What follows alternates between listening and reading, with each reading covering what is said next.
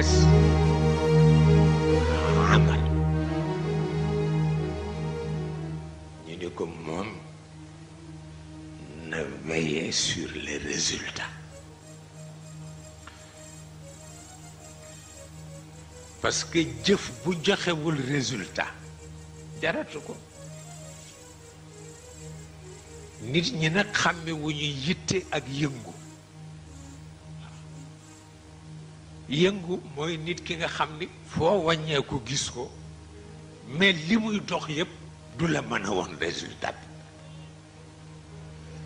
mais yitte borom mën nga ko bañ gis sax te mu wóor la ni am na lu taxaw te moom la waaw loolu mooy yitte yitte ak yëngu bokkul du benn moo tax mag ñi sopp yitte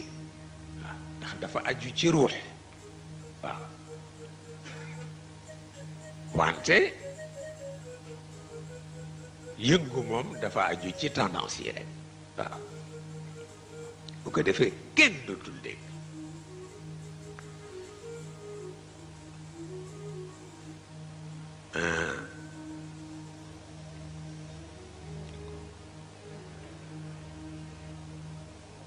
sama turandoo